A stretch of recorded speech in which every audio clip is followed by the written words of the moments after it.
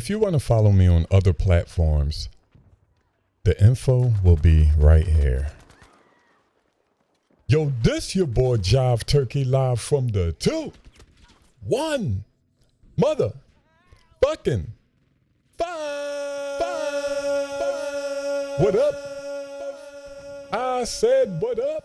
What up? What's going on, y'all? Chilling, chilling, chilling. Obviously, I'm playing some Battlefield. I mean, I stopped playing Call of Duty a long time ago, and it's such a bad game. But some good news came out of Call of Duty recently.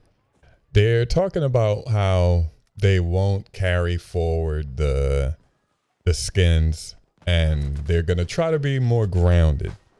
Like, that's all we used to ask for. You know, aim assist is too strong, but whatever.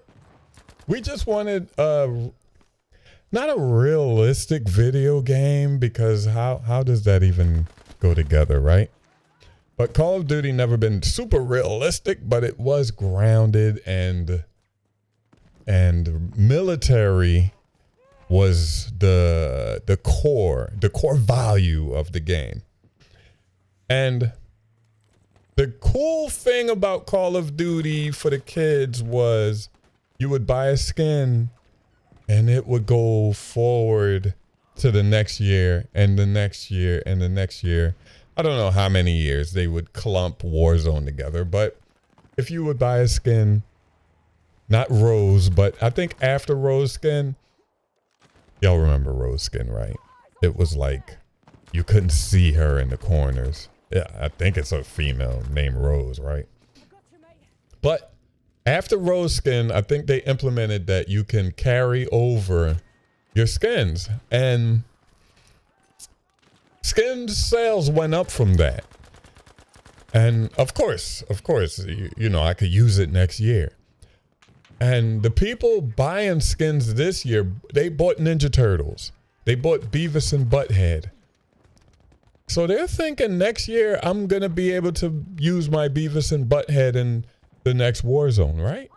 Right? Right? Right? So if they're not going to give them the privilege, the honor, for the lack of a better word, if they're not going to let them carry over their skin to the next year, isn't that either a lawsuit, or they should give them tokens or something? They should be able to cash in their skins for tokens to buy another skin or something. It's 100% like a class action lawsuit for them to abruptly just stop, you know, what they were supposed to do. They just stopped. Like, say you buy a Tesla. A Tesla is like, it might be subscription, right? I don't know. I don't have a Tesla or anything. But you buy a Tesla, and the next year they just stop, and say, oh, hey, the car ain't gonna work next year. That's a crazy analogy, but it makes sense. Like, people would go crazy. Like, people will want their skins for the next year, right? So tell me what you think about that in the comments. And I want to talk about this game. This is Battlefield 5. Look at how grounded and, I hate to say realistic, but look at how grounded and no nonsense the game is. It's just a shooter. Like, it's just a military shooter. And this is what I like. This is what, I'm not gonna lie, most people over 17 likes. This is what we like. The only problem with this game is you can't really see anybody. I don't know why in Battlefield 5 it's so tough to see. And the recent games, it's tough visually to see your enemies.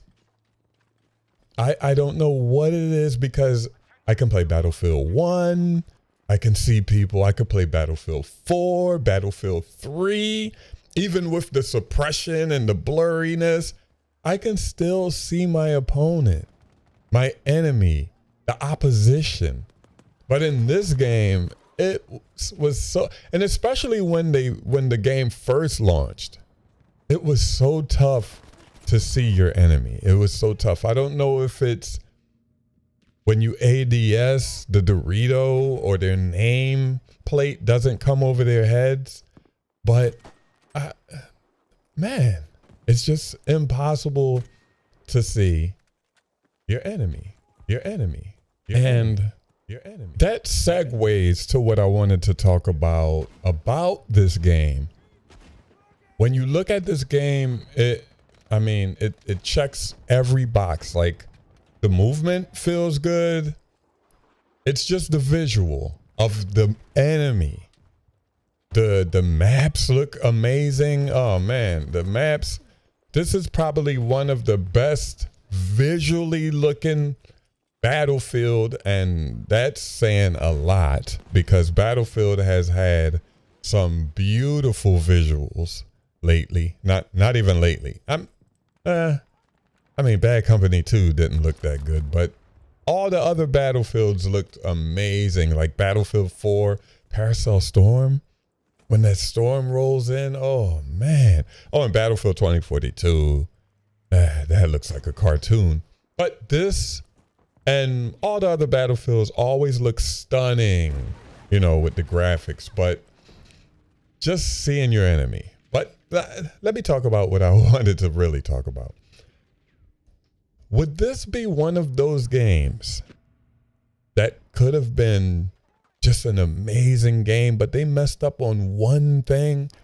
Like Battlefield 2042 does not qualify because they made a silly game, right? They just made a stupid, silly game, and it never was going to be good. That's okay. It's just how it works out sometimes. I climbed to Mount Everest. Like, shut up. Nobody don't want to hear you talking. Nobody don't want to hear you talking. My computer went to sleep. But like a lot of Call of Duties, they did the same thing. Like, they would have been amazing games, like Ghosts. Like I could use Call of Duty Ghosts for an example. Call of Duty Ghosts was the gameplay was cool. They had some cool ideas. Isn't that the game you had the dog that walks with you? Like, you call in a dog, right? Hold on, I gotta search and see if Call of Duty Ghosts